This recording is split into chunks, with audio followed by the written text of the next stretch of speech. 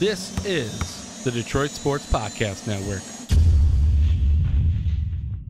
Doc here for DetroitBeardCollective.com, Detroit's premier grooming company. Visit DetroitBeardCollective.com for quality beard care products. Detroit Beard Collective is a Michigan-based company that takes pride in providing quality and affordable products for men to care for their beards. Jock uses the beard soaps when his rec league hockey team is growing out their beards. If you're rocking a beard this winter, you definitely need to check out the Beard Butter Leave-In Conditioning Beard Balm. Beard Butter will make your beard feel softer, better smelling than ever before. Go visit DetroitBeardCollective.com and at checkout, use the promo code DSP for 15% off savings. That's DetroitBeardCollective.com, promo code DSP. I want to tell you about our newest sponsor, Team Top Cat Sales. Are you looking for team apparel for your high school, your club sports team, or corporation? Look no further than Top Cat Sales, located on the east side of Main Street in downtown Royal Oak, between 11 and 12 Mile. Through founder and former University of Michigan QB John Wangler's leadership, Top Cat Sales has developed a tradition of selling and distributing custom Adidas team apparel with the highest quality and best service. Get your organization, school, or club team all in with Adidas today by going to TopCatTeamSales.com. That's TopCatTeamSales.com. Also, follow Top Cat on Twitter at Team Top Cat. Hey everybody, this is Freddie Cohen of ESPN Radio. When I'm not talking about breaking news or breaking news on ESPN Radio, I'm always a fan and listen to the Detroit Sports Podcast, and so should you.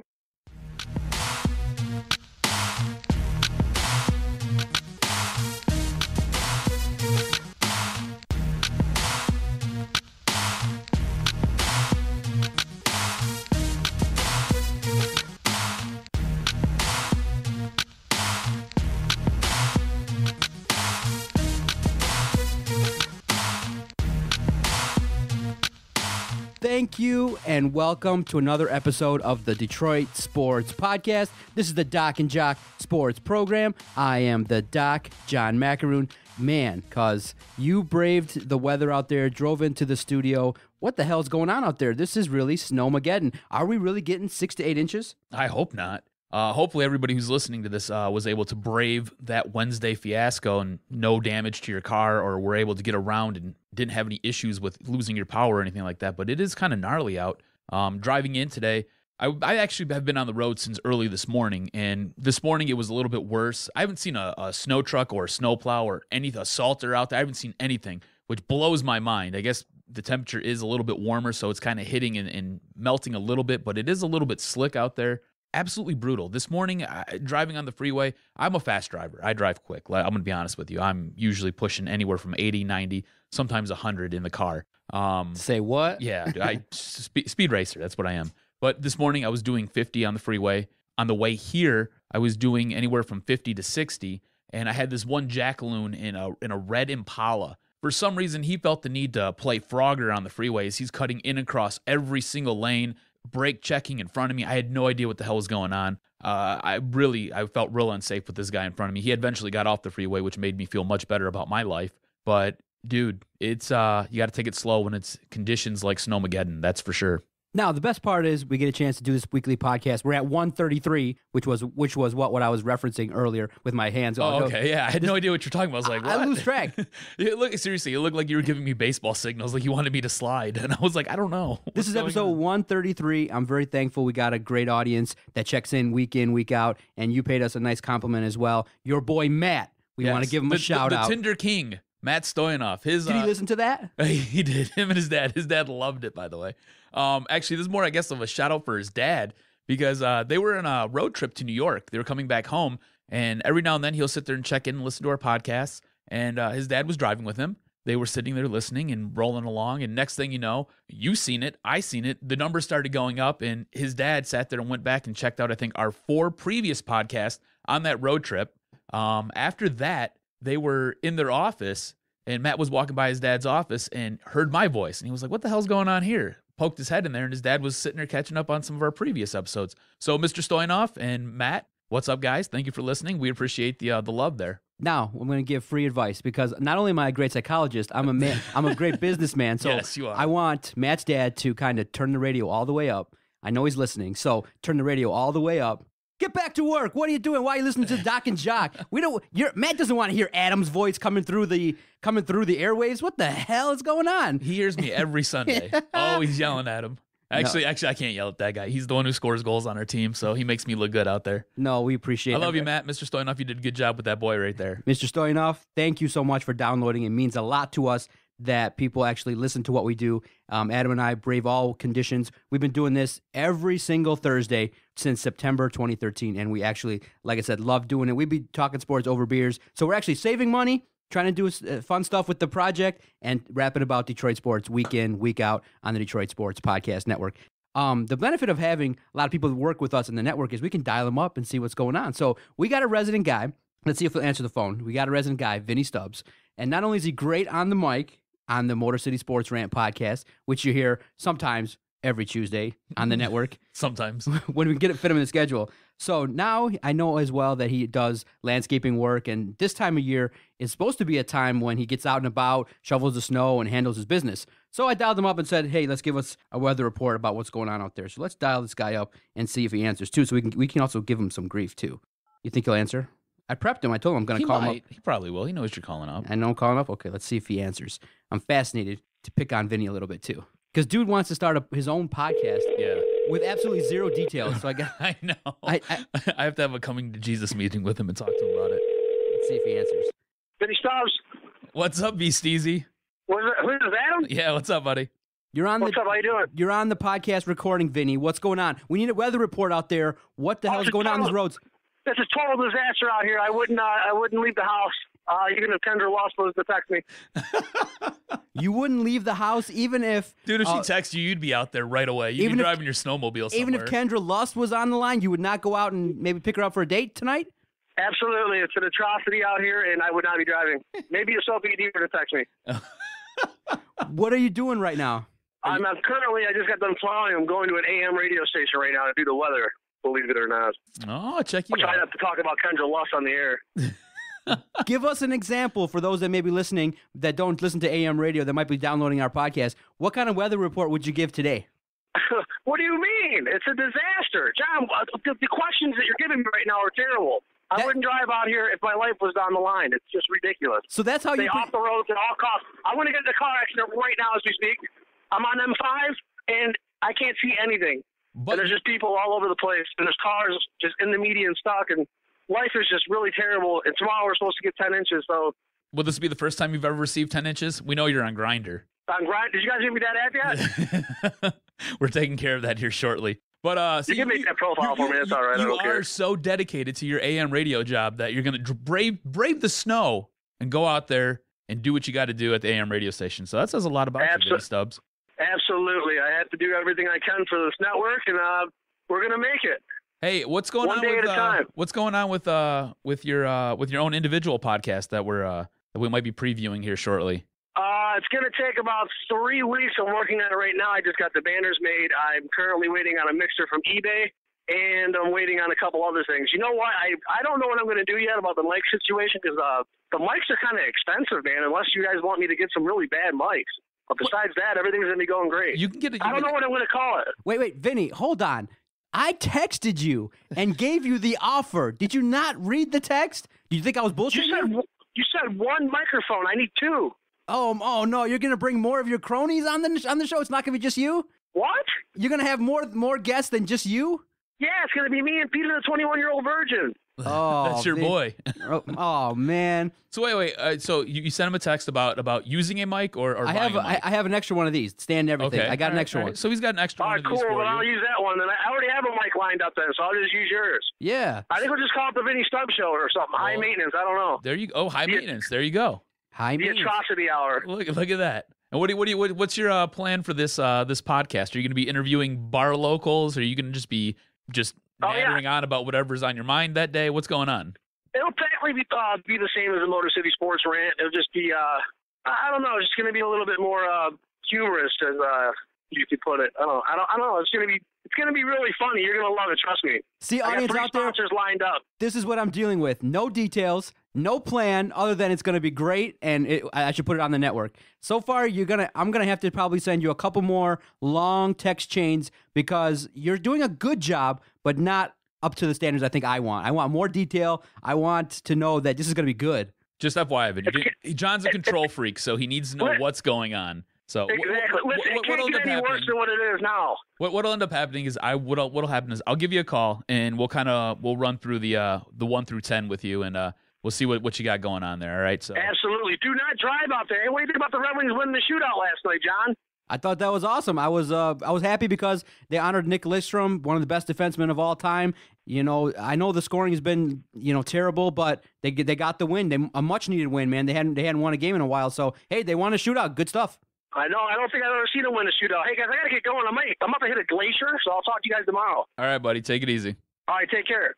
Oh, Vinny Stubbs. Do you see what I go through? I know. That was just a quick 4-minute sample. So I want to start a podcast, but I have no idea what I'm talking about and what we're going to do. And I don't even have a mic yet, but I got a mixer coming. So, but you got a mixer, but you don't have how are you going to record yourself? The mic's the most important part. Well, see, here's the best part was I sent him a message. I said, I got a mic, stand for you. Everything's all set for you. He didn't say, I need another one. Just get the same one. I would have told him. Yeah. It's a Shure 58, 60, 70 bucks. The audio quality is way better than a USB, and with a nice mixer, you can produce nice audio. And if anything, you can use a USB. That's what I use when I got to do when I do the Red Wing ones, or when I do any individual ones. That's what you use when you do your countdown. Your weekend countdown. Yeah. So the USB ones work fine. I mean, these are actually, much better, but the USB ones work just fine, especially in a pinch. Yeah, I would go with the Shure brand because this microphone, you can take and bang it, drop it in water, and it's still going to produce this nice. This is what iHeart uses. This is what I use when I'm at work. See, Shure, it's great. It's a great microphone.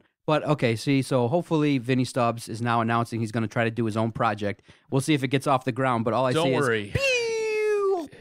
don't worry. Disaster. I'll go through the 101 with him. Okay. So I'll take care of it. Okay. Don't worry. I'm hoping. He's like my pet project. So and again, that's what I deal with. I said, Vinny, give me an example of what your weather report will sound on the radio. He's like, it's a disaster out here, man. Don't you get what I'm saying? I'm like, I know it's a disaster, Vinny. I can look outside the window of the offices. I know that. I want to know what it would sound like on the AM radio. But he just gets into his own mind, and that's what I deal with. Stuff. Yeah. That's why on Mondays around 8:00 you get like a series of what the fuck? Come on, Adam. Damn it, gosh darn it. This is what I'm dealing with. But I like Vinny. That's why he's here. Yeah, he's a good guy. He's just a little bit misguided.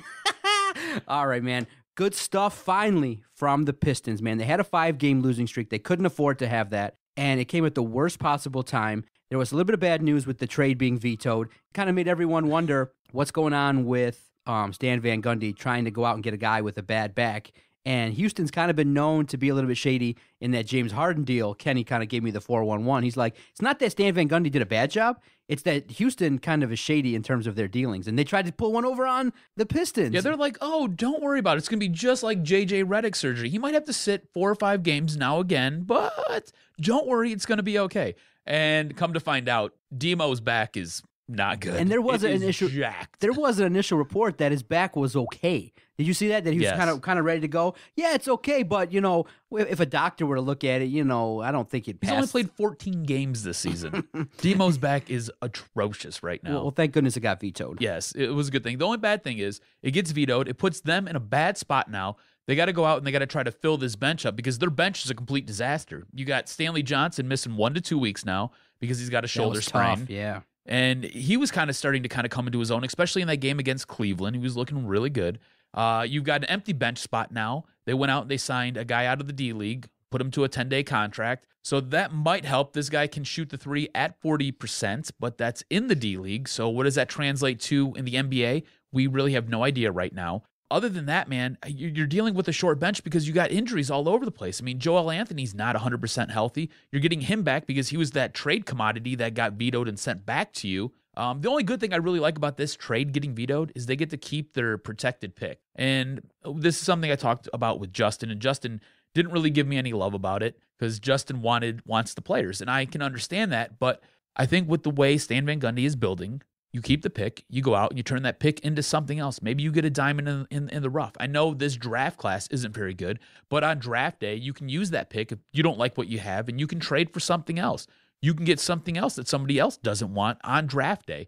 And I think that works out a little bit better for you in the long run. Now, the Pistons had Not a good stretch before that Cleveland game. I want to talk to you first about the game versus the Pelicans. Stan Van comes out and You mean when Anthony Davis goes off for $1 trillion and grabs 20 boards? Now Stan Van, stand-up guy, comes out and says, it's on me. I mean, he should have come up with some type of plan to limit Anthony Davis. And I'm looking at it like, when you watch the performance, dude was hitting step backs. Dude was getting to the paint. Dude Hitting was displaying three-pointers. I didn't think it was on Stan Van Gundy. I thought it was a performance for the ages. Was it 59 points, 20 or so rebounds? And I just thought that no matter who, it was one of those situations where you see a player, he's in the zone. I don't think anybody that was going to be up on him was going to be able to stop him. And that's why I just wish from time to time we had a guy that could do that. We're building in a team-oriented type style, but nights like that, when a guy can go off for 59 and has that pure talent, it just makes you wish, are any of these guys on the Pistons going to elevate their games like that? Or are we always just going to have to just rely upon team basketball and playing to a higher level? Because it's much better to have a superstar. In my opinion, I like to have a superstar, build around him, and you got a guy that you can count on to get you 30, 40 points. It's nice. I think you have a guy like that on this team right now, and it's the guy they traded for with Tobias Harris.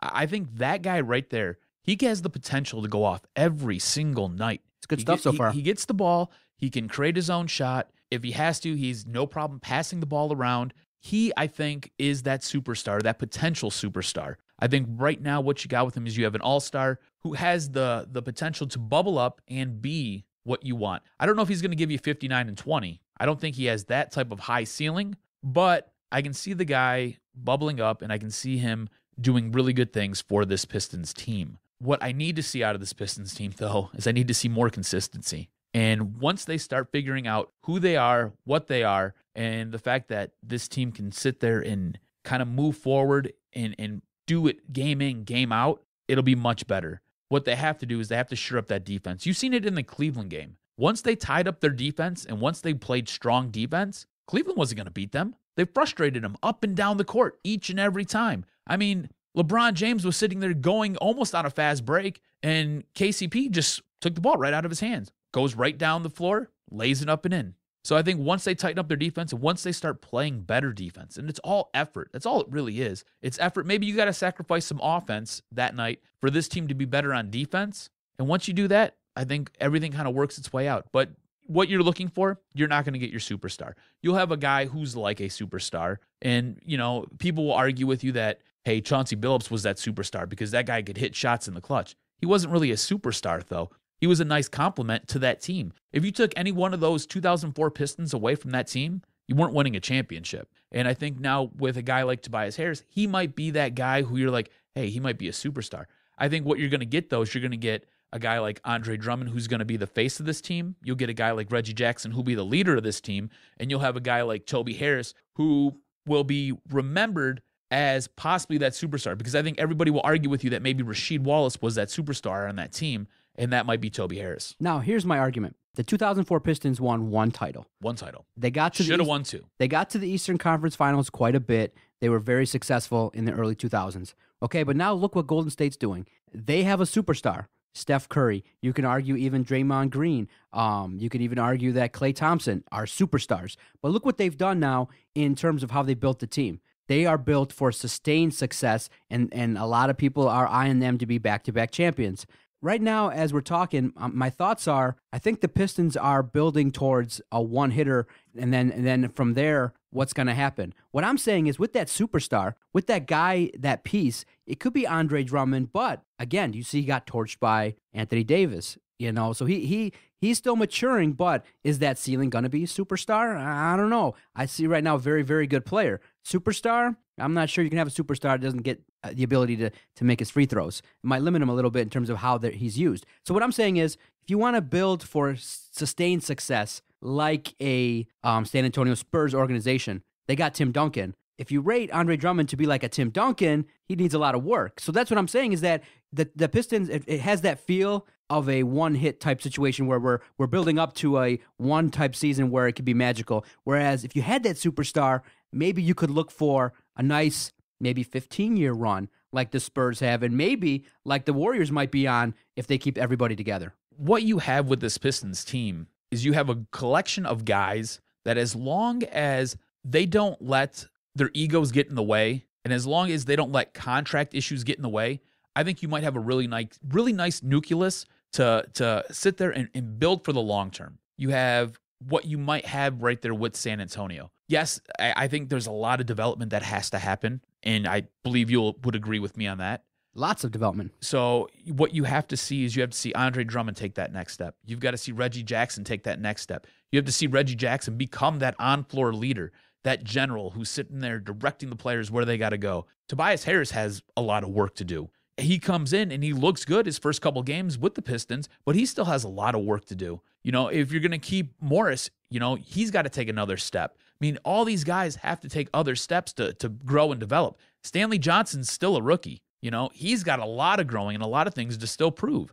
So all that being said, I think what you're beginning to see, though, is a team like that Golden State. You know, maybe not as flashy, maybe can't shoot the three as consistently, but you're seeing a team that is starting to develop. They're putting the pieces together, and they're working towards that. Now, I know everybody wants them to make the playoffs. It's playoffs or bust for a lot of people, and I think you're one of those people. I just need to see them improve. I need to see them get better each and every night. I need to see them play more consistent each and every night. If you can give me a performance like you put up against Cleveland, hey, I'm going to take it every single night. Whether you win or lose, I'll take it every single night because some nights you're just not going to win. You know, it's the NBA. You're playing up against other professionals. There might be games that you have where a guy goes off for 59 and 20 and you can't stop him. But as long as you're out there consistently trying and you're playing like you played against Cleveland that night, I'm not going to hold it against you. I'll take it every single night. When you see a performance like what we saw versus Golden State, when you see a performance versus what we saw on the road at Cleveland and a back-to-back, not a lot of people thought they were going to go into Cleveland and play that well. And that's what is most frustrating about this team. That's a game where you just schedule an L. You put an L on the board and you say, all right, we're moving away from this. I mean, they already lost their first two in this stretch. They're going to lose this one too. No, they come out and they play better than they played the previous two games, which makes no sense whatsoever. Yeah, so do you get mad that they're now a little bit inconsistent? They play a little more solid. They've been inconsistent all season. Yeah, they've been inconsistent, and so I think the reason why we haven't been so upset, but some people are, because, wow, why can't you play like that all the time, is that they're a young team. This is what a young team does, is that they know there are situations where, and now, too, you could say their backs are against the wall after a 5-game losing streak. You know that if you lose a lot more games, then your playoff chances are slim. So you could say, well, hey, maybe they felt that push versus Cleveland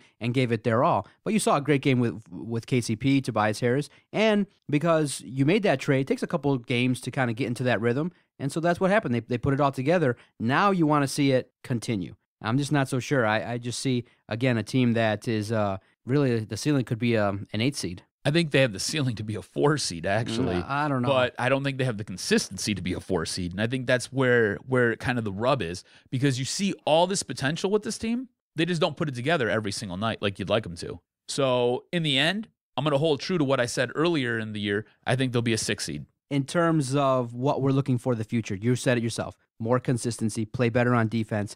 If Tobias Harris can gel and be that superstar, then we're in a situation where this team can play much better. And SVG, like I said, you give him credit. Stand-up guy. I just think that this team... I love his press conferences. They're nice. I love them. They're nice. Because he just comes... Guy. Yeah, he comes out and he calls a spade a spade. I'm not... If they're sucking, he's like, hey, they suck tonight. Reggie didn't do his job. Andre didn't do his job. Those guys need to play better. And he'll tell you right up. If he does a bad job coaching, he'll say, hey, this one's on me. Do you think that Tobias Harris is going to gel with this team now going forward, and we're going to have a stretch of games where we're going to play a lot better and really make that playoff push? Are you seeing something? I like, when we talked about Tobias Harris, I like the fact that off the dribble, he's got the chance to take it to the hole and that he is developing his jump shot. He needs to work on developing a more all-around game.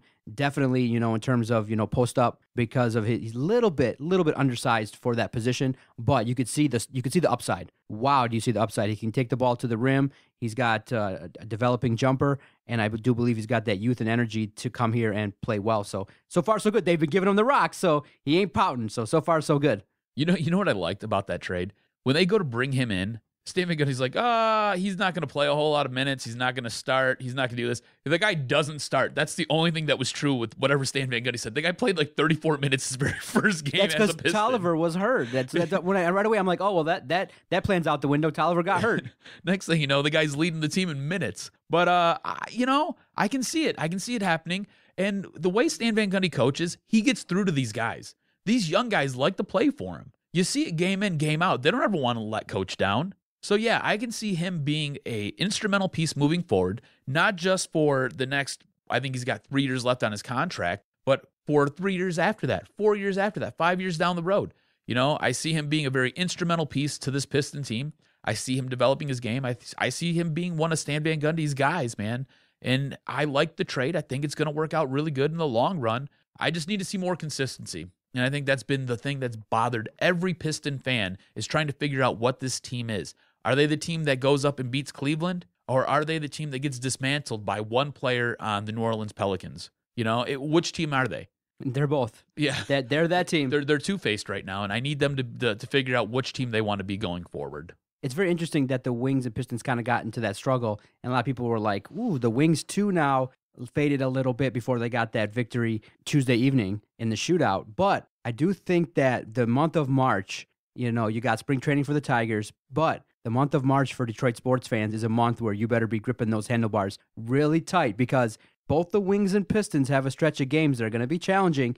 And if they both slip, then we could be looking at no postseason for the Lions, Tigers, and Red Wings. And so I'm going into the month of March a little bit nervous. However, the flip side of everything you just said, because what you said is it's very true. The flip side of all of it is these two teams, the Pistons and the Wings, can make a run and turn it on and distance themselves from the competition and actually get themselves into a really nice seed for the playoffs. And we're going to talk a little bit about the Wings after we go to a break here. We're going to come back, do a little Doxson session, and then we got your Detroit Red Wings lined up. Doc and Jock, Detroit Sports Podcast Network, episode 133. Doc and Jock here for Fanatic U. If you're looking for some sweet sports swag and you love your Detroit teams, and I mean you really love your Detroit teams, you got to check out fanaticu.com. Check out fanaticu.com, use promo code DSP, save 15% even off the clearance items, and get the coolest gear out there and rock your Red Wings shirt, rock your Lions shirt, rock your Piston apparel. Wear it till the wheels fall off. Michigan State, you know what? They got it too. Check out Fanatic U. They have 6 locations all over Metro Detroit. Check them out, fanaticu.com.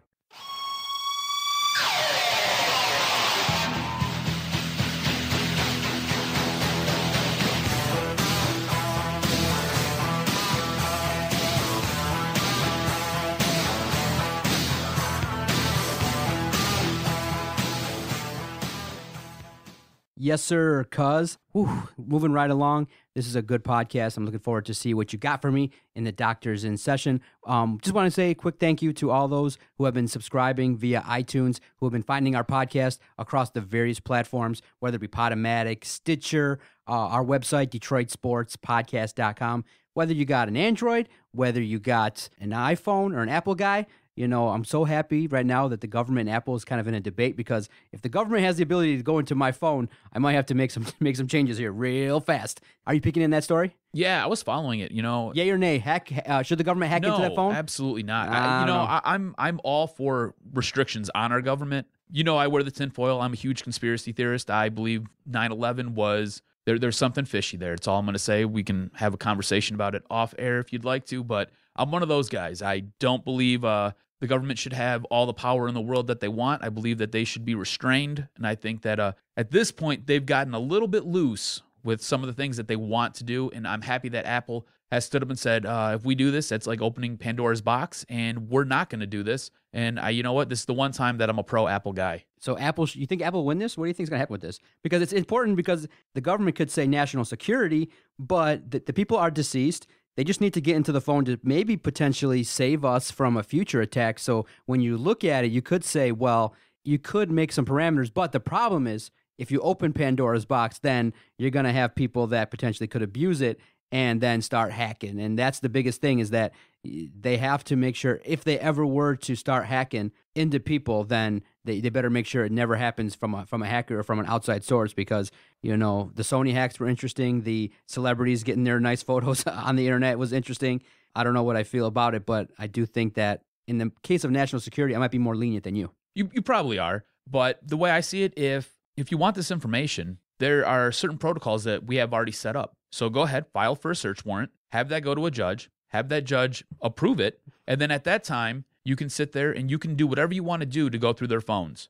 You know, there are certain protocols and certain hoops that you have to jump through. Jump through those hoops, do the protocol, and follow what has already been established. Don't go around making rules up on the fly just because you want to. It shouldn't work that way. Sometimes it does, and I'm very much pro-limited government. Yeah, before we get into Doc's in session, So all of a sudden became very political. No, I'm kind of excited for Trump, Hillary Clinton won, because a guy like Trump may bring up stuff that's been unsavory in her marriage in the past, may bring up Bill Clinton.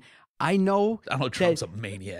I never followed it like this much. Dang, this thing is like a year-long saga that's going to go on. There's these meetings and votes and debates going to be unbelievable. And I really think that Trump, Clinton won could be the highest rated thing on cable in a long time. It would be interesting, that's for sure. Donald Trump doesn't pull any punches, man. I think he's a complete maniac, and I don't know if the country's a very safe place if he gets in, but maybe it becomes extra safe because, I don't know, maybe there's a whole bunch of vigilantes running around with guns saying, hey, you want us? Come try us. I have no idea. Yeah, I just want to know. Donald Trump's a nut job. I just want to. Hillary Clinton, she doesn't do herself any favors. We'll just leave it at that. I'm just fascinated to know if he just has someone who really is political to be his vice president, because then I could be a little bit more comfortable. But it'll be interesting debates for sure. I'm kind of excited. Yeah, it'll be interesting. Marquee.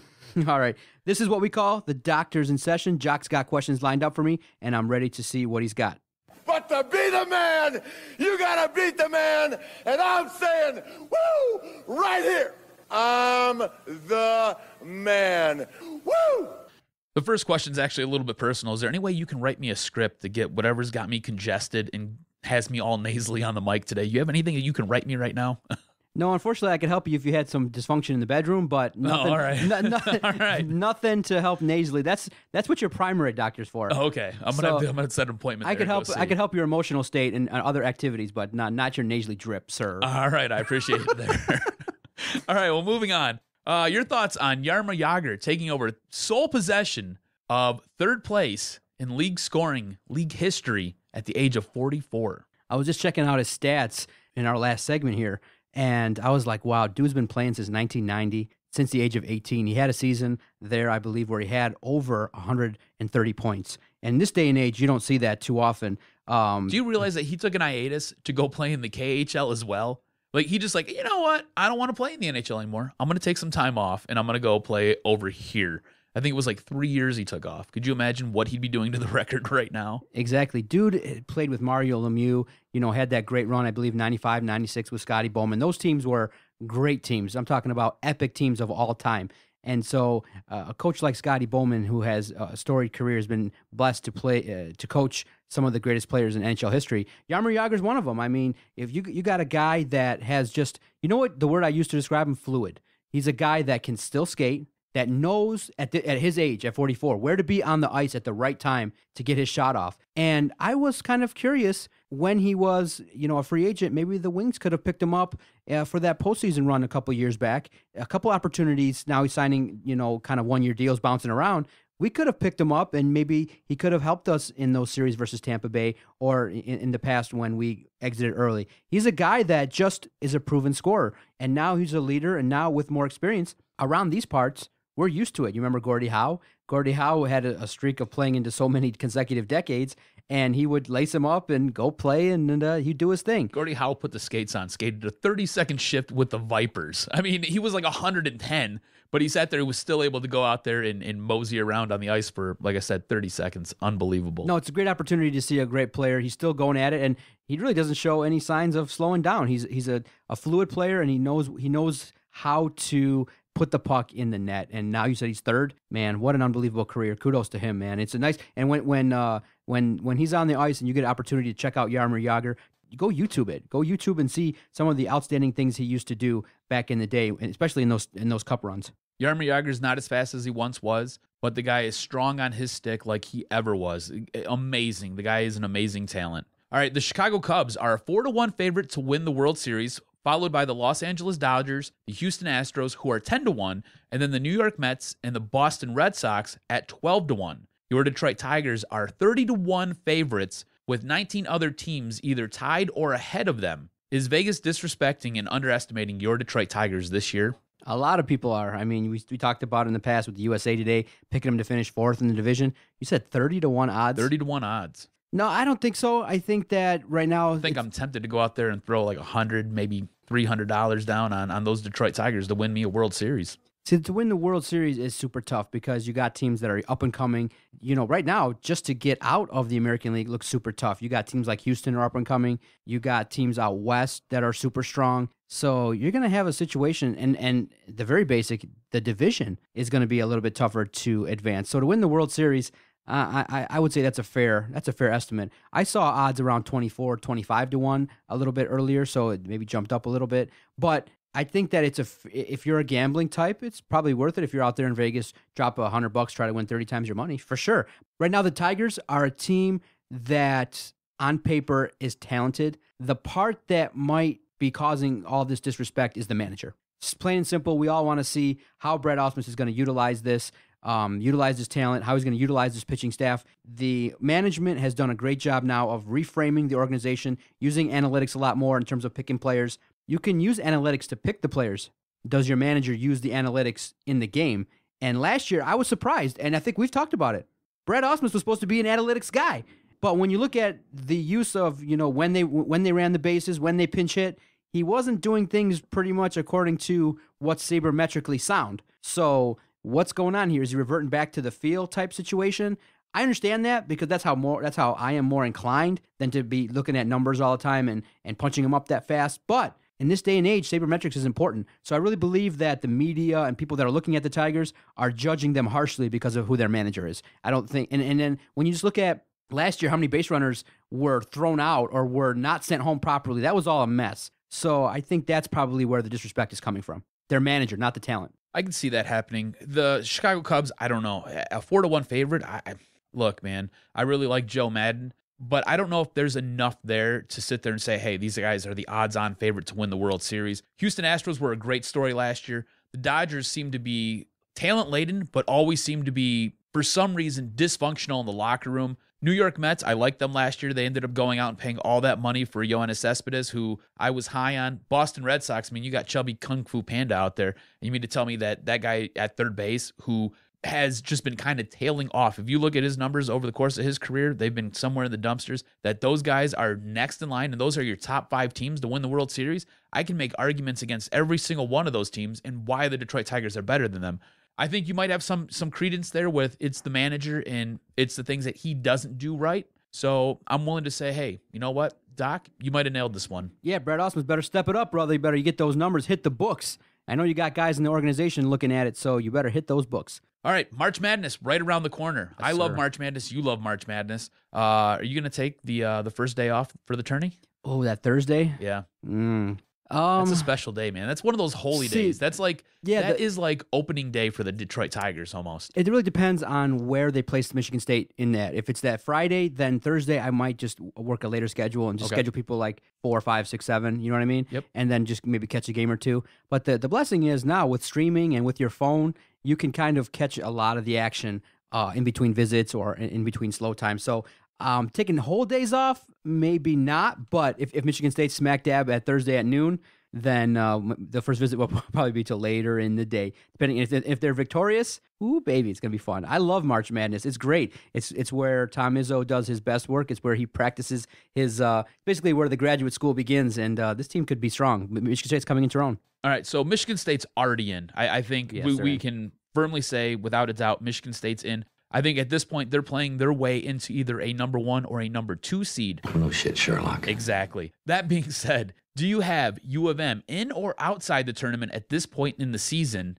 And if you have them out, what do they have to do to lock up a spot in March? Well, the obvious answer would be a tournament time. Somehow figure out because the Big Ten tournament winner, they earn an automatic bid into the NCAA tournament. I don't think that's happening because you got Iowa, you got State. The hurdles will be too hard and might be likely where Michigan will have to play either Thursday, Friday, Saturday, Sunday, or at least 3 games in a row, Friday, Saturday, Sunday with no buys. But Michigan is an enigma in that you see the shooting talent. You see the ability that they have to make shots. You know, when they play strong and they had that upset, then you see what they were able to do in terms of, hey, playing solid, being able to execute Beeline's offense. Problem is they're just not consistent enough to do it. And the part that you're seeing, and I think I heard you guys talk about it on the WXYZ Monday web show, they're just not big and strong and physical And a lot of people are saying this might be a very soft team. They get pushed around a little bit too much. On the defensive side, they're not getting enough rebounds, and they're not hitting their shots consistently. Right now, I have them out. Right now, I see them struggling so much, and their guys that are supposed to be talented and playing well, like a Karis LeVert, aren't consistently leading the team night in, night out. So it's a situation where Michigan is not executing on all cylinders. They're not playing well, and I just don't think that the talent that Beilein has this year ranks up to what he's had in the past. So it's disappointing. They're going to have to play a lot better down the stretch in order to make the run. I just don't see it. I think what you said is 100%. I think what you said is 100% spot on. You said soft. Soft. You said soft. And soft is the key word there. You look no further than their leader, the guy who was supposed to be the stud on this team, Karis LeVert. I'm going to say it. I know a lot of people might get mad at me. Karis LeVert's soft. He's soft. I know he might be seeing dollar signs with his NBA career in the future. Maybe that's why he doesn't want to play. And I'm going to say that too, because a lot of guys don't want to say that. But Karis LeVert's soft. Karis LeVert doesn't want to play because he's afraid that, I don't know, he might damage his NBA draft stock. That's probably what it is. I actually feel that's what it is. All right? That being said, U of M soft. They're soft defensively. They're soft offensively. They're soft mentally. It's a very soft team all the way around. This is what John Beilein coaches. He coaches soft teams. Unless every now and then he might draft or recruit a player in to that team who's not soft, like Trey Burke.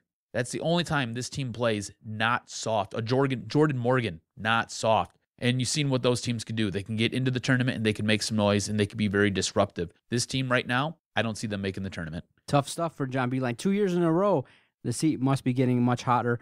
I know that you can live off your success in the past tournament for only so long, 2 years. And so I really kind of believe that with the basketball program that Jim Harbaugh's kind of come in there and just really caught the attention of the whole university where there's a guy who's not soft. None cares. Of his players are soft. Nobody cares at the basketball team. They're like, okay, well, we're talking about Michigan basketball. It's like, no big deal. Dude, Michigan basketball is like Wonder Bread. Yeah. Honestly. People could say, oh, we got Harbaugh. No big deal. Something that was pointed out, too, was Michigan scheduled their spring game for April 1st at night. Mm-hmm. So that's the weekend of the Final Four. So they're not going to make their fan base choose because they already know that Michigan's not making the Final Four in basketball. Final Four. So there's no problem there. But we were talking maybe Sweet 16 a few weeks ago, and even then I questioned this team and said, I don't believe it's happening. Now, looking at this team and the way that they've played, a huge game against Northwestern here coming up. They're not a good team. They're not mentally engaged some of these games, and they play absolutely no defense. So don't be surprised if you're a Go Bluer and Michigan State's sitting there heading up the NIT. Michigan heading up the NIT. Oh, I said Michigan State? I'm sorry, Michigan is heading up the NIT. Yes, sir. I apologize. Yes, sir. That was good stuff, sir. Right now, is it time for the Underwear Olympics? Is it going on right now, the Combine? Yes. Oh, in our next break, I can actually put it on for you. I have the NFL Network here. I can plug it right up for you. Oh, man, I love the Underwear Olympics. Put a big smile on your face, Yeah, all right? Dude, got me out of my funk right there. And there you go. See? Stay with us, Doc and Jock, Detroit Sports Podcast Network. I want to tell everyone out there about DetroitSportsNation.com. They're a great website, and they've been very supportive to all the shows on the Detroit Sports Podcast Network. They host all the podcasts. They have great writers that cover all the Detroit teams, all the college teams. Check out their website and support those who support us. DetroitSportsNation.com. The collaboration has been excellent, and it's helped us to continue to grow and have great guests take phone calls. So our collaboration with the Detroit Sports Nation has really been successful, and support those who support us. DetroitSportsNation.com. Yeah, we coming now. Come on. Yeah, that's right. We put it down. It's like a family in here, just a little disabled. Putting it down, we lay them out on the table. Yeah. Who's in the house? The brothers in the house. Gotta turn it on out, let you know what we about. Kinda like Cain and Abel, a bit unstable. Don't be breaking the brain, break the whole damn table.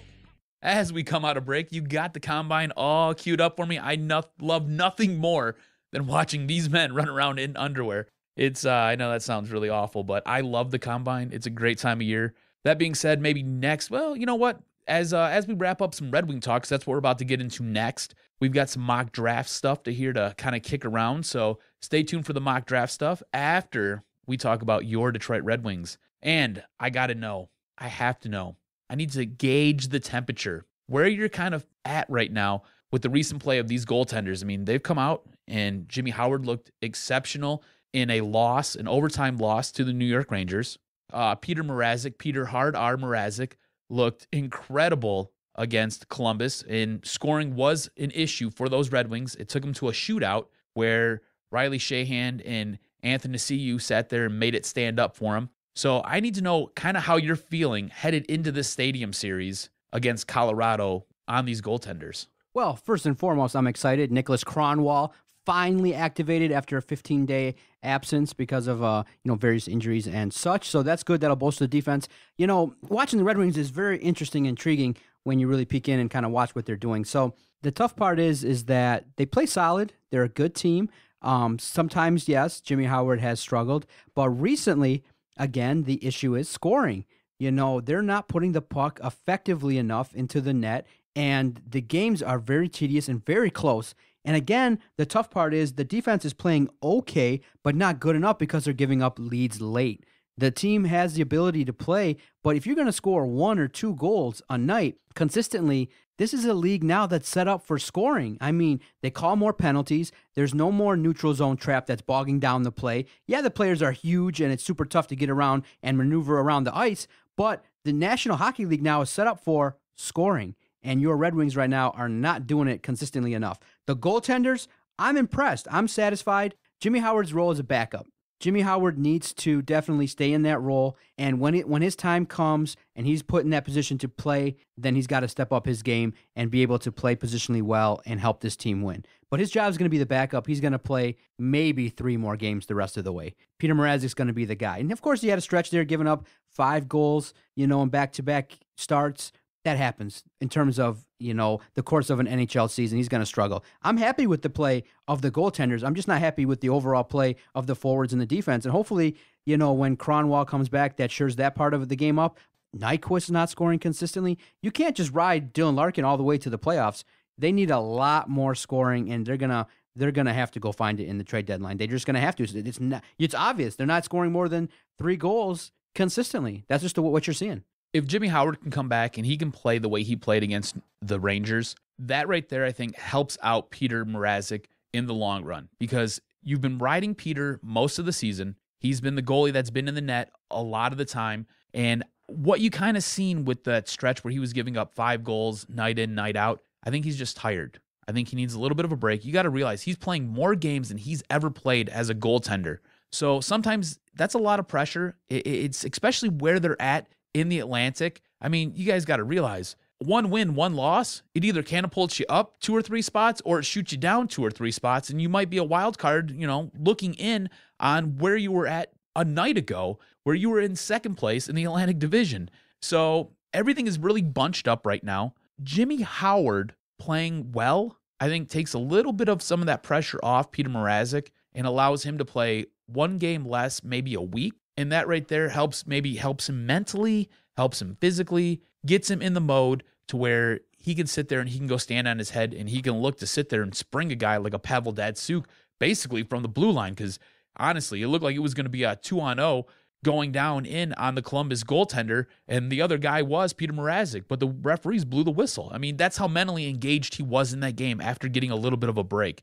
And I think that says a whole lot. That sets up this weekend for the Stadium Series against Colorado. I need to know, are you more excited for the alumni game or the actual Stadium Series game against Colorado? Because at this point, I'm more tuned in for what's the old timers going to do? Is there going to be a brawl? Is there going to be a fight? Is it going to get a little contentious? Yeah, they may do it like as a setup type thing where maybe they reenact it or they just kind of maybe hint at it at throwing down, but they're not going to throw down in an old-timer alumni game. I don't know, man. Have you ever seen that? No. No, you've never seen it, but that'd be awesome, right? The way everything is building for this, I mean, Darren McCarty was on the Sports Cave, and basically D-Mac said, look, man, these gloves don't come off for any reason. If they come off, I'm throwing down. So, like, he's ready to go. And reports are that Peter Forsberg and Patrick Waugh don't want to play nice. They're ready just to kind of get this over with. They want to go handle business. And it seems like there's still some harsh feelings after all is said and done. Now, this is the interesting thing about hockey players. Hockey players are great guys off the ice, all right? Off the ice, you can shake hands, you can mingle, you can talk about everything, you can drink beers together. But the moment you slap on that sweater, you're ready to kill each other and gouge each other's eyeballs out. No, exactly. I agree with you. I'm excited for the alumni game. I want to see Stevie Y. It's funny that the goaltenders are Manny Legacy and Ty Conklin. I was like, Ty Conklin? What the hell is he doing there? Alumni. He was an alumni. When I saw that, I was like, oh, look at all the great names. You got Lidstrom, you got Yzerman, Ty Conklin. I was like, okay, they must have had nobody else to. Where's Osgood? He's riding the fence right now. Yeah. He might be a last minute ad in there. I wouldn't be surprised if he plays.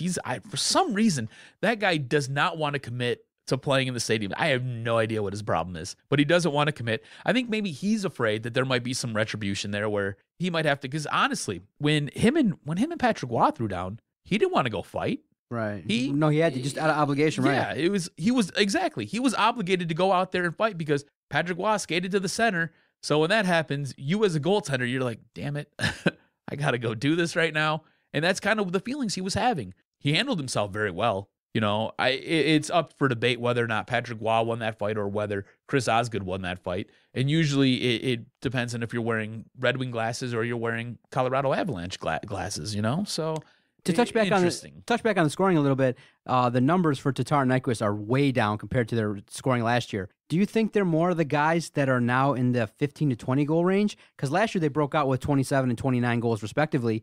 This year they're not near that, and Tatar and Nyquist kind of have taken a step back, and Blashill kind of indirectly called him out in the paper. I was reading the Detroit News article, and it said that they had limited ice time versus the Rangers because Zetterberg and Pavel Datsyuk were really playing strongly. And he said that I want them to kind of come to me and say, hey, demand some more ice time, show some more passion. But it sounds like they're taking the European approach, just going, hey, we'll try to, keep playing hard, keep shooting pucks to the net, and eventually it'll go in. But they both have had extended streaks now where they're not putting the puck in the net, and it's hurting this team. I think what you can really say is Tatar and Nyquist have to step it up in gear, or this team is going to struggle. The big issue with their scoring, I think there's a direct correlation to their play time. If you look at how much they were leaned on last season, those guys were playing in the top two lines every single night. Now these guys are playing in the second, third, sometimes fourth lines, night in, night out. So playtime and scoring, I have a direct correlation to me.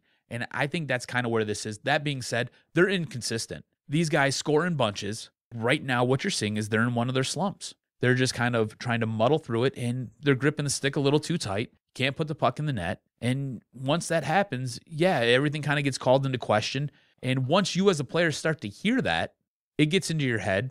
You can't start to put the puck in the net. You start doing things a little bit different, and it gets you out of your routine. And once you're out of your routine, everything's out the window. So if you can only buy one of the teams, the Pistons or the Red Wings, which one should get more of your investment? Because both of them tend to be, really, scary teams now to watch because they're both inconsistent and they're both not guaranteed to make the postseason. Little bit of concern is starting to creep in with the Red Wings as well. If you had to pick just one, I'm taking the Red Wings all day. And the reason I say that is because you've got that streak on the line for making the playoffs. All right. The Red Wings are in a better spot right now, especially with the trade deadline coming up on February 29th, to make a move to get another player in here to help solidify them as a playoff contender. And not just a playoff contender, but as a top two team in the Atlantic Division. All right. Whereas the Pistons, I think, will be satisfied as long as we're seeing improvements, steady improvements. This last stretch of what do they have left? Maybe 20 games in the Pistons season. If over the stretch of these final couple weeks, you get more consistent night in, night out, we're seeing a better product out there. Not this bipolar basketball where you're really bad and then you're really good and then you're really bad and then you're really good. If it just kind of levels out to where it's pretty decent basketball and you're winning games, and like I said last week, you just fall short, I think we'll accept that. We'll say, okay, you can see that they're building for the future, and it wouldn't be such a hard blow. If the Wings miss the playoffs, the city might burn down, honestly. I don't know about that. Dude, when was the last time you remember them missing the playoffs? I mean, You're old enough to remember it. I'm old enough to remember it. But there's a generation of guys out there who have no idea what it's like for the Red Wings not to make the playoffs. I mean, there are people out there who have lived their entire lives with the Red Wings playing in the playoffs. So I think the city might just burn down if they don't make it, which is why trade deadline comes around. This team, I believe, makes a move, goes out, secures a top six forward or a top four defenseman to help lock this thing down and get them in there. And like I said, I don't know if they can catch the Florida Panthers, but I believe they'll be nipping at their heels in that Atlantic Division coming down the stretch into the playoffs. And that's because of what happens either on February 29th or the day before. Okay, no, I agree with you. I think that based on history that the Red Wings are a stronger team, and they do have a solid goaltender and someone that you can count on maybe to elevate his game. Remember, if Peter Mrazek just elevates his game a little bit and becomes someone that you can't score on, then with the addition of Cronwall, improving the defense, maybe making one more move for a scoring forward or someone that can put the puck in the net consistently, then this team can take that next step. I do think they need to make a move, though, for sure. And it's one of those things where I know that you said that maybe the city will burn down if the Wings don't make the playoffs. I just think then that people will be like, fire blast show. Let's see what the Tigers are doing. I think Right. you're a passionate hockey guy. I just think the pulse of the city, it's like they'll turn on the playoffs and be like, hey, where are the Wings? Oh, they're not in it? A fire blast show. What's wrong with that bum? Okay, what's going on with the Tigers? But that's more to my point right there, right? Everybody's going to be like, oh, well, it's on Jeff Blashill. It's Blashill's fault. Or it's the goaltending's issue. And really and truly, look, Jimmy Howard has not played well. And we've talked about it. I think he needs to be on your couch. I think it's all mental with the guy. I think he still has the talent. I think he signed that big contract, and he hasn't been able to live up to it. And all that being said, people are going to want him out of town, and it doesn't work that way. You can't just fire the guy because there's cap implications, and he is still a really good goaltender. Now this team is in a real weird spot because the backup goaltender is now the starter, or the guy who was thought to be the backup is now the starter. Your starter's making a boatload of money, so now you got to pay your backup starting money. Your starter has a monster contract, and your head coach just missed the playoffs for the very first time in almost 2.5 centuries. Some interesting news and notes. Bob Quinn's on our television. He's speaking at the press conference. 2.5 decades, I mean. Yep, he's and already interesting note. Joik Bell said that he was offered a pay cut, and they just asked him, "Hey, so he's already starting in the Lions tradition." They asked him, "Hey, did you offer Joik Bell a pay cut?" He's like, "I'm going to decline to comment on that." Right. Not going to say anything. Not going to say anything. Ooh, the Red Wings. I'm a little bit nervous. I do believe they'll pull through, but hey, since when do our Red Wings make anything easy? They haven't done that in a long time. So I do believe they get in and they have the ability to raise their game and the pieces in place to make a strong run. So I'm excited. And do you want them to go out and do you want them to get a top 6 forward? Do you want them to go get a top 4 defenseman? What do you think is going to help this team more? Personally, I'm a guy that if your team is not scoring, you probably should go out and get that. But you could also look at it and say, you know what? If you have a team built around Mrazek, you shore up that defense, try to win games in the postseason 2-1. So you could look at it either way, but my preference would be to shore up the defense because I'm a win at all costs kind of guy. So if your offense is shown not to be that good, I don't think one guy, because remember, one guy doesn't play 60 minutes. He plays 20 at best. So I would say shore up the defense. At this point, right now in the season, you're getting Nick Cronwall back, right? That's definitely a top 4 defenseman. At least for this team, that's a top 4 defenseman you're getting. So I think you kind of take care of the top 4 defensemen right there. I think you go out and you make a hard run at Andrew Ladd. I watched some of the Winnipeg game last night against Dallas. Andrew Ladd had a goal, and in the final minutes of that game, he sat there, won a faceoff by himself, chipped the puck forward, skated into the zone with 2 guys around him, and made a move around both those guys, fired the puck on net, and almost tied that game back up before they ended up losing 5-3. Shoots it on net, hits the post. I think Andrew Ladd's a guy you go out and you get. And I've been screaming Andrew Ladd's name now for a couple weeks. I think you go out, you get Andrew Ladd, and I think this team looks dramatically different. We're at the point in the show where you're very interested in what's going down with these mock drafts. There's so many out there, whether it be the Bleacher Report, whether it be the reporters in town, whether it be the national media. You can, definitely dig into the NFL draft and look at who is projected for the Lions to take. It looks like they're saying that the Lions definitely need a linebacker, cornerback, wide receiver, and help on the defensive end. So a lot of needs for the Lions, but right away, people are talking about that this draft has so many quality defensive ends and defensive tackles that there's a plethora of talent that we can go get. And I'm fascinated to get your take on what the early mock draft is that you presented for us for this episode. Interesting you bring up the Bleacher Report. That's the one that I found most recently. And they have some really interesting things going on. I'm going to give you the top 5 guys that go. First off is Laramie Tunsil. He goes to the Tennessee Titans. He's an offensive tackle out of Ole Miss. Next, the Cleveland Browns take Carson Wentz. He's a quarterback out of North Dakota State. He's skyrocketing up the draft boards. San Diego Chargers take Jalen Ramsey. He's a cornerback, projects to possibly play a safety. There's the Dallas Cowboys. There's DeForest Buckner. He's a defensive end out of Oregon. And Joey Bosa, he started off really high. Some mock drafts had him as a first overall pick. He's slipping a little bit. The Jacksonville Jaguars take Joey Bosa, defensive end out of Ohio State. So now that's the cream of the crop. What do your Detroit Lions do with their 16th overall pick? According to this mock draft, they're taking Andrew Billings, defensive tackle. What does that do for you? Do you like that? Well, first things first, as long as the Lions address the defense, I'll be a satisfied guy. A lot of people now are starting to lean back again towards wide receiver Treadwell. I don't think he's going to fall. Dude, there's a lot of talk about that. Jason brought it up way early, so I kind of looked into him. He's a solid player. He could be a replacement, but I would say you can go out in free agency and pick that up, or not even address that at all. Go out there and address the defense or at linebacker. So when you say when you say a guy's name like Billings, I'm all for it. I mean, like we've said in previous podcasts, you want to go out there and support Ziggy Ansah.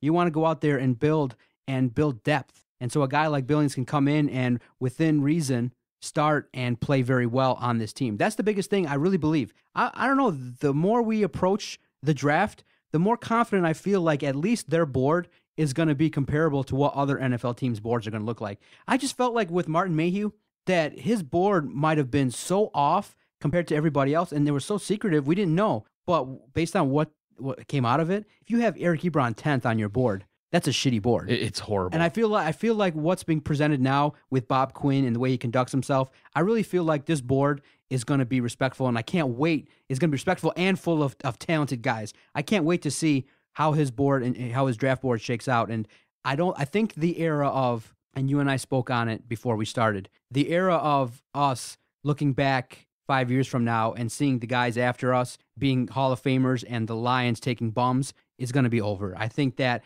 we're going to draft key positions this year at wide receiver, maybe later on, quarterback, cornerback, defense, the linebacker and defensive ends and tackles. I think we're going to build properly, and you're going to see more of the guys that are drafted, at least 80% of them contributing within the next 2 years. I really believe that.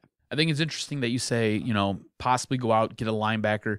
The Oakland Raiders at 14, so 2 spots ahead of the Detroit Lions, take Jalen Smith, a linebacker out of Notre Dame.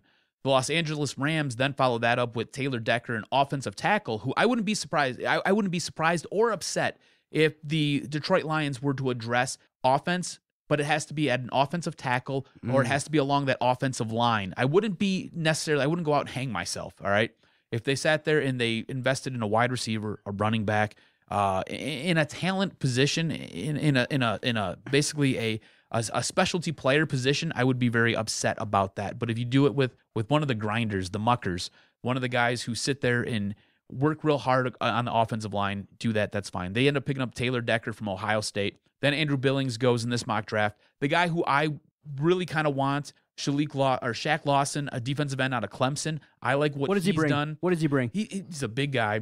He gets to the quarterback. He's a versatile talent. He's young, real young. He basically only had a couple full seasons at Clemson there, and the guy has proven to be a talent. You want to know why I had linebacker on my brain? In my research, in my readings, the name Reggie Ragland kept coming up. Reggie Ragland, inside linebacker from Alabama. Yes. And so I definitely did my research on him. And so I was like, oh, that's a guy that's projected to go 20th to the Jets. Exactly. That I would not be so upset if they moved up and got him. And he's a guy that, obviously when you think of Nick Saban, you think of well-coached defenses, and this guy will be almost NFL ready. For sure. And saying in that same vein, A'Shawn Robinson, he's a D tackle. He's a little bit of a versatile player. He can play a 3-4. He can play a 4-3. He goes at 18 to the Indianapolis Colts. I wouldn't be upset if they took him either. So as long as I think we're on the same page here, which is usually different because normally we're butting heads with each other on almost everything that we talk about. This team, as long as they invest this pick in defense, I think we're both going to be okay with it. Now, if Martin Mayhew was still here, I would think that Braxton Miller might be in the mix. Dude, Connor Cook. They'd go pick Braxton Miller because he runs the 40 real well. He'd be like, with the 16th pick, the Detroit Lions select Eli Apple, cornerback, Ohio State. We'd be like, who? And we'd all go down and look and go, oh, yeah, he's projected to go 31. And the Lions felt like he was the best guy on the board. Yeah. So Insane, man. Absolutely insane. those days are over. I really like the fact that we're talking about getting a replacement on defense, something that if you watch football, you know defense wins titles. And the best part about mock drafts is just based off of what we're going to see this coming week in the Combine, this initial mock draft that we saw from Bleacher Report could be all shifted around. Reggie Ragland might come out there and just blow everybody away. Maybe someone else can kind of do some things that are really outstanding and move themselves up or down. Hey, maybe one of these guys knocks up a chick or hits on someone and does something absolutely stupid. Weren't there some stories of guys like smoking weed or testing positive last year before the Combine or some nonsense like that? You always have those knuckleheads who show up to the draft. Yeah, show up to the Combine all tanked up and do stupid stuff. Like right before you're about to make millions and millions of dollars, you feel it necessary to either go out and get liquored up or you show up and you're high. Like, yeah. What is your problem? Right. Yeah, dude, test positive at the Combine. Right, exactly. You're going to get tested. You're going to get poked and prodded. You know going into like this, the Combine is a job interview. That would be like you or I going out, let's say, because I want to do radio, I go to 97.1, right? I get lucky enough to where I get my resume on somebody's table, on Jimmy Power's table, and Jimmy Power's like, oh, this guy looks like he knows what he's doing. He sounds like he can hold a conversation and do some interesting radio. Let's bring him in and let's give him an interview real quick and have a conversation with him. And I show up and I'm on pills and I'm blazed out of my mind because I just smoked a spliff in the parking lot. Oh, no! Right. Not good. You're an idiot. You're a bonehead. Or you have some type of symposium or some kind of a conversation where you're going to sit there and you're going to show up high. Right. You show up out of your mind with no pants on. Right. Like, what are you doing? Yeah. These guys, just boneheads. You know what? When I was kind of looking through these mock drafts, I know you're a Michigan State guy, and I know that we kind of have talked and we've discussed possibly going offensive tackle. All right. Would you be upset if the Lions took Jake Conklin, offensive tackle, out of MSU? I wouldn't be upset because obviously we've seen him play. He's got talent. But I just think that at 16, you got to go with best player available at the position you're looking at. I think Jake Conklin is projected to be a lower first-round guy, so I don't think he's going to really do anything at the Combine to wow everybody. I know Michigan State's got a big contingent going out there, but I do believe that Conklin's role is going to be, and his draft position is going to be later on in the draft. I think you can get more talent, more impactful guys at 16. Definitely. And I am not ruling out the possibility of a trade down. I'm not ruling out the possibility. More often than not, we could be doing these mock drafts upcoming, and because we're going to emphasize it, the Detroit Lions at 16 trade down to a lower position, maybe in that range, a little bit lower from 25 to 31, and get an additional pick in the second and third rounds, because that's what New England does. And if that's what they do, all for it. If you can get more picks, they may do that a couple times. I would be ecstatic if this team could trade from 16 somewhere into that neighborhood between 20 and 30, get some help on that defensive line. Possibly if Reggie Ragland's still in that area, trade down, maybe pick him up. So now you've addressed your linebacker. You now have an extra pick in that second, third round where you can sit there and utilize that to either help get that wide receiver that everybody is talking about and still keep your draft picks in your second and in your third round, where you can now add those back to your defense. So now you're getting defense, and possibly offense. Yeah, maybe Kansas City might be willing to go off and we take in Robert Nkemdiche. Maybe do that, or maybe go down and he's got some character issues, but that guy is a savage. Yeah, he's a savage. Or go down, maybe trade with the Cardinals, Panthers, Broncos down there later and look for a defensive end, or be willing to get that additional pick. So Nkemdiche, I still can't say it right. That's funny a tough name, man. Good luck spelling that. Yeah, Robert. Is it Nkemdiche? Nkemdiche. Yep. Like the NK is kind of silent. The NK is silent. Yeah, Nkemdiche. He's got some mental health issues though. He did some weird stuff this year. Like like windows and weird stuff. He got smoked some weed, and it was like the synthetic weed, which makes you all kind of weirded out and tripping on stuff. Jumped out a window at a hotel. Yeah. When you hear that, you're like, But here's the thing: this dude jumped out a window at a hotel, bro, and survived. He's a man. You know that dude is rugged. He is tough. That's tough that's like a TUFF. You imagine Mrs. Ford interviewing him. So, tell me about this synthetic weed that you smoke. Got some? He's like, it was good, let me tell you. He's like, Martha, let me tell you. Let me tell you something. He's all, the Lions are all trying to spin it positively. Listen, it was synthetic weed that he didn't know about. It just found its way in his system. Don't believe everything you read, people. Look, he found some good weed, and the fact that he's got good weed, we're going to bring him in because, well, he knows the good stuff when he smokes it. So it's good weed. Before we wrap up, Darius Slay still on Periscope a lot. Do you follow him? I don't follow him. The problem is when you follow people, you can turn on notifications. So literally every 3 hours, boop, boop, Darius Slay is live. Boop, boop, Darius Slay is live. Notifications enough about Darius Slay. The good thing is on Periscope, you can turn them off. You don't have to see that, but I keep them on. So the people because I only follow like maybe 15, 16 people on Periscope. And so every time it pops up, I'm like, dang. The best one though this weekend, the Darius Slay report from the podcast, he was hanging with his boys at a park in the neighborhood. And I'm talking about full on shooting hoops, like trash talking with boys and girls, young cats, like just doing his thing, talking. And he goes and he says it right out loud. And he goes, oh man, I can't show my cousins because they're smoking. He's like, oh, can't show all these guys because they're all smoking. He's all like blowing his hand in front of his face, like making the sign of the weed smoke, gesturing. And he's all like, and then he's like, hey, people are challenging him to make the shot. And he's got a good outside J. Here's the deal, man. If you're a cornerback or you're a safety, even linebackers, generally you're some of the more athletic guys. Yeah, he's got some talent, yeah. So it doesn't surprise me that he can go out there and he can. I mean, that was like the surprising thing about Brandon Inge. As awful of a third baseman as he was, and he couldn't swing a baseball bat to save his life, the guy could sit there and crush a golf ball. He could sit there and that's like J.J. Watt can slap on ice skates, and he can ice skate better than me, you, Justin Rose combined, and has a better shot than all of us would have with no skates on, just in shoes. I mean, these guys in the league are extra talented.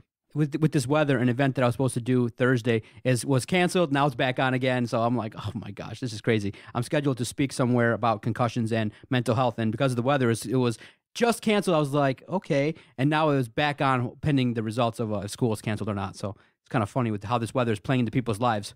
Yeah, man. Snowmageddon. What are you going to do, bro? Snowmageddon, man. So let's get out of here safely. This was a good podcast, breaking things down. Now we'll get a chance to look further at the draft, to evaluate further what's going to happen with our Pistons and Wings, and see what's going to go down with our college basketball teams. A lot of good sports to peek in at. This was a good place setting type podcast where we kind of see what's going on and things like that. So for the Jock, Adam Strozinski, I am the Doc, John Macaroon. Thank you for listening. Thank you to all the great guests who are potentially lined up this week to chat with our network. We greatly appreciate all the support. Thank you very much. Go Wings. Sorry, Detroit. It didn't quite work out. And all I can say is Detroit Sports Podcast scores. I have voices in my head. They counsel me. They understand. They talk to me.